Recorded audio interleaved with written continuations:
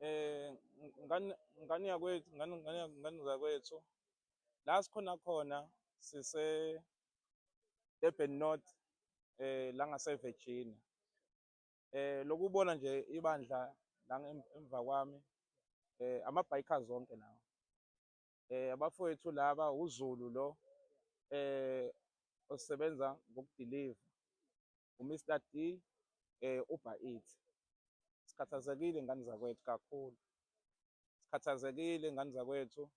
Lokhu sibona sila kunabafowethu ababili bala ngaphakathi baboshiwe, basuspectwa ukuthi bahlukumeza amashangana, kodwa amashangana kuyibona aphathe ibhamu asabise thina emsebenzini wethu, uyabo. Lokhu sikhuluma nje abafowethu bahlalela ngaphakathi la kusukela ngo-12 emini up until kube kulesikhathi lesi esikusona njengamanje. Sifike ngaleso sikhathi thina la. Kahle kahle abafowethu babathathe kephi? Babathathe e-Gateway e-drop off. Amazayizayi bekaphambili bashaya i-convoy, alandelwa amaphoyisa beze kuthina. Bangaqali ukufika kuthina sekumahlendla amaningi befika kuthina bazobacelela ukuthi asisebenze namazayizayi.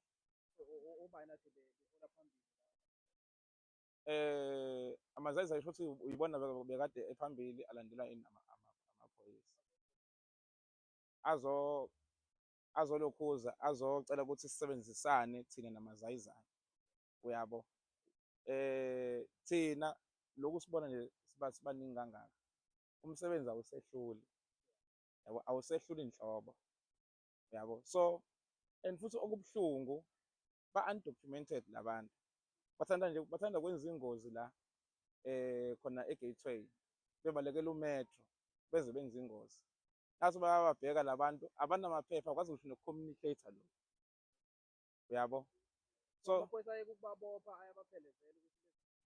lokhu ubona nje ngane zakwethu, lokhu sila simile kunabafowethu baboshiwe bala ngaphakathi, and baboshiwe bafakelwa ngaphakathi, akuna-charge, akunabufakazi, akunalutho.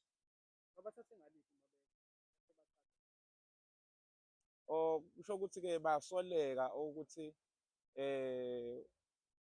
bahlukumeze mhlambe abanye abantu bangaphandle, kube ngama-insult, uyayibona leyo nto? Ya, khona e-Gateway e-drop off, yes.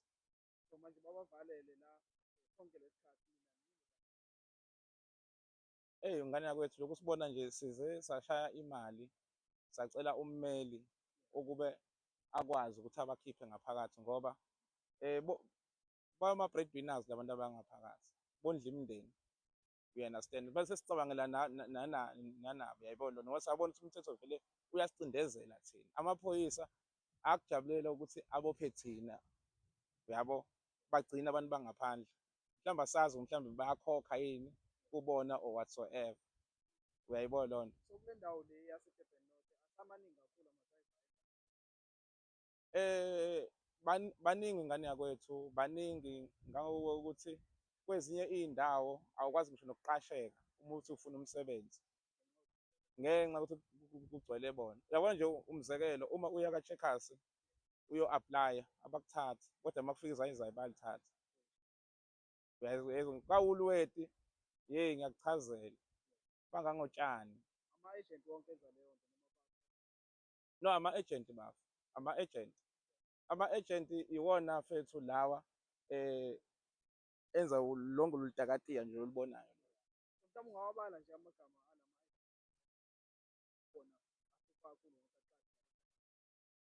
yabona nje u-S_M_C, u-Checkers bafu, CMC njalo, u-Checkers, hhayi ngiyakuchazela. U-Mr D, u-Pick Up, and then bese uba u-Woolworth, hawu ngiyakuchazela, bahamba phambili bafu, bayawathanda ama-foreigners, uyayizwa nengishoyo. Yabona nje ngizokwenzela nje into nje ewusimple. Uma ungaya njengamanje ka-Mr D kudominate abantu bokufika, uyabo. Uma ungaya ka-Checkers kudominate abantu bokufika, uya ka-Woolworth kudominate abantu bokufika. yabo nje uLwethi komunye usisi bekade eqashela uLwethi ngalana eMasgrave, you understand?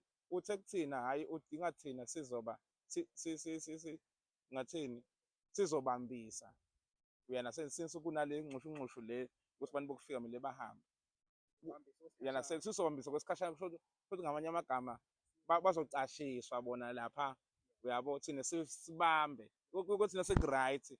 Uvinde wathi-ke imani manini kancane akungene lo. Kusho usisi loyo, ngamfonela mina ngakhuluma naye.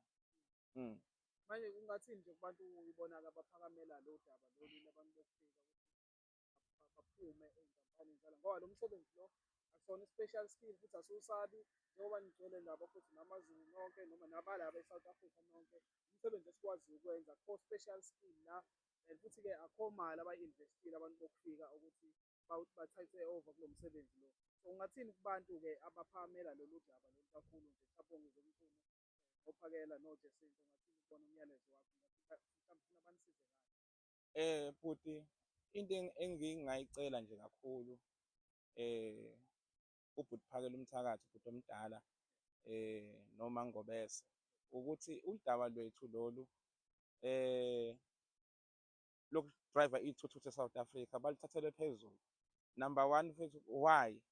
Kunama-student mfethu afunda e-DUT, kuney'ngane ey'funda-ke mhlawumbe o-matric, kunabafowethu abasebenzayo mhlawumbe kwezinye iy'nkampani aba-treat-a lo msebenzi lona njengani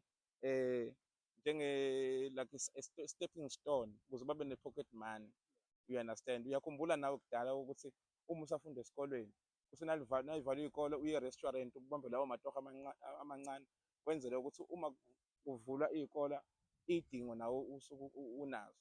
Khona-ke abanye abafowethu lo msebenzi lona asebadiphendele kuwona, soyisinkwa kubona, badiphendele kuwona ngoba vele amathuba emisebenzi awekho e-South Africa, you understand? So uma bona bazodominate kuyona yonke indawo sophila kanjani thina? Uyayizwa ngisho baningi ngale ndlela ukuthi awusakwazi kwana nawe ukuphila, awusakwazi nawe ukuthi sikwazi ukusebenza senze imali because benza i-competition enganasidingo. Bona bavuma yonke into. Yabona nje uCheckers ukhokhela u-R30 no matter u-drive how many kilometers. Uyayizwa into engishoyo?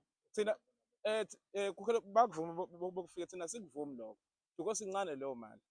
Sithwala umthwalo onjani-ke osindawo ngemuva Nala ikhona nje and ku-risk. Sisebenza liyanetha, linomoya, liyashisa, kunjani siyasebenza. Phela kwi-risk phela kuthina lokho, bona abanandaba, you understand? So sihlukumezeke ngaleyo ndlela. Siyacela nje kubhuti Phakela Umthakathi ukuthi lolu daba lolu alithathele phezulu, uyabo, alithathele phezulu ngempela ngoba siyindlu emnyama, sihlukumezeke kakhulu mfethu njengama-bikers nje, more especially nje ala e-South Africa nakwezinye iy'ndawo ngane yakwethu. Hhayi, asithembe kanjalo bafethu, siyabonga.